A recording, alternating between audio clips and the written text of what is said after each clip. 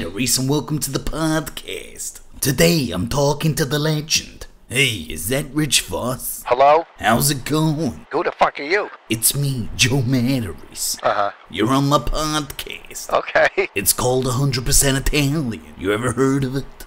No. Well, maybe I've never heard your thing. You ever think of that? I'm sorry, I'm in a bad mood. I broke my forearm trying to cut an Adderall in half. So do you mind staying on for a couple of minutes? Yeah, okay. I'll be honest, I'm on the fucking edge over here. Spent my kid's college fund on shooting the film. Figured I'd sell it to the Weinsteins. You ever get it where you figured you'd sell it to the Weinsteins? Yeah. So me and my wife go to a meeting. Next thing I know, Harvey's banging her against her will. I tried grabbing the guy, figured I'd give him a little Italian handshake. He grabbed my arm and tried forcing it up his asshole. It's remarkable. I'd have resisted, but I really needed the guy. You see, I don't know a thing about this movie business. But they don't know any better. It's the Fixin' Joe pilot all over again. Tried pitching it to networks and they laughed at me. Said I was as funny as a 3-foot coffin. You believe that? You know, what do they know about, hey, look, this dude just said fucking I'm the only chip in the cookie. Wow, that's hilarious. Hey, that's my cookie bit. Glad you like it. So, what about you and Bonnie? Got any projects? We've had fucking pilots. They're not getting picked up. Not for nothing, but maybe it's all that spitting you do when you talk. You sound like you're deep-throating a cotticino. Jesus. Relax, it's a type of sausage. Whatever. Well, you should think about it. I mean, my ears feel wet talking to you. I don't know, It's just tough being a successful comic when you've got a family. If it weren't for my kids, I'd be selling out stadiums. Like, sometimes I blame my, failure on, well, I got kids, this and that, but Louis has kids, he has everything, and he seems to get it done. Yeah, but Louis does acting and directing.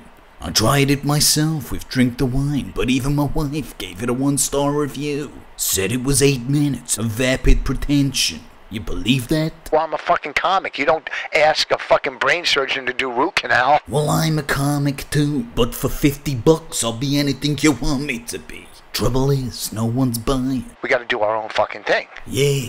By the way, I was watching that Ralphie May special, Girth of a Nation, on YouTube. You ever seen it? Oh, it's fucking amazing. I tried obesity myself. Figured I'd get a little bump in popularity with the fatsos. I'd drink vegetable oil straight from the bottle. Even tried a couple of lard sandwiches. But I tell you, no matter what I did, there was no catching up to the guy. So I hear you and Ralphie are old friends. I clicked with this guy right from the beginning. I heard you used to wash the guy with a mop and bucket before a show. Why'd you do that? Just he was a big act back then. No shit, he was gargantuan. Big fucking act. Gotta say, never liked his material. I felt it demonized fatsos. What do you think? You can't get any fucking funnier than this guy. He's just pow, pow. And know what it is? It's effortless. Do you really believe that? I mean, he's got more material on tits than the Dice Man. Problem is, they're his own he's talking about. He's one of the funniest people alive. I thought he died. You sick bastard, you had me going there. Now tell me what you really think. Look, you fucking buffet molesters, stop fucking eating and you won't gain weight. Exactly, the guy was 45. His heart was doing jumping jacks just to keep the fat fuck moving. When you get older, you start to think, well, what the fuck? Well, I'm on a strict pea-pod diet these days. That, and I do spin class with the girls on a Tuesday.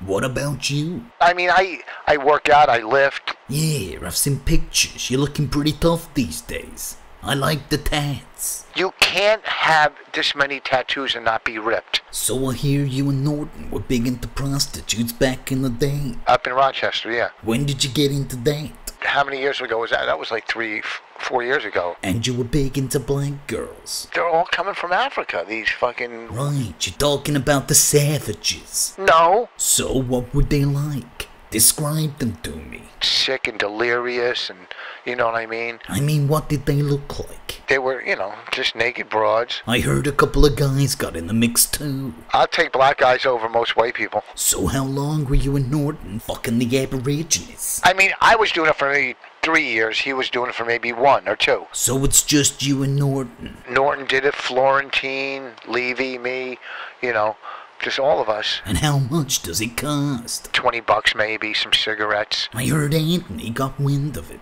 Started paying 12-year-olds to do ballet dances in their jimmy jams. If he did, we didn't know about it. I heard you paid 4 of them to hear you plug gigs. What's with that? That's what I like to do. Well, I used to plug gigs anonymously to 911, so I understand. Although some people might think we're desperate. I love doing it, so I don't give a fuck. Bobby told me you were getting in on the action, offering hand jobs for spots. I had kids, I had to make money. Trust me, I've been there. My last gig was stripping to a bunch of faggots. But whacking off, that's a line in the sand. Whatever, listen, I do what I need to do. I'm telling you, I'm this close to being done with comedy. What happened? What went wrong? You tell me. I mean, I got paid to do a gig at SeaWorld. To the fucking dolphins. 2 jokes in and they're throwing fish. It goes up and down. Yeah, salmon goes up and then down on me. Used to be I was earning a couple of $100 a night. This is fucking 30 years ago. What happened to all that cash? Look, the money's gone. I mean, I'd cry about it, but I'm not a fagola. I've driven home in tears. I told Esty I was gonna kill myself and she shrugged. They don't care. All they care about is numbers. But where's the compassion? If you're selling out the club, they don't give a fuck if you light the wait staff on fire. The trouble is, you gotta be a mean comic to survive. The thing is, I can dish it out, but I can't take it. Not everybody can do that. What about Colin, Bobby, Norton? You're not Norton, you're not Bobby. It's like at the cellar. I tried sitting at the comic table, and they just all started trashing me. Well, fuck it, then don't come to that table, because that's what's gonna happen. And for some reason, the Opie and Anthony subreddit hates me. They're all fucking animals on O&A. Everything's a fucking, I wish they would just leave me alone. I can't read that shit, because I get fucking, That's it, I'm ending it right now. What the fuck? What the?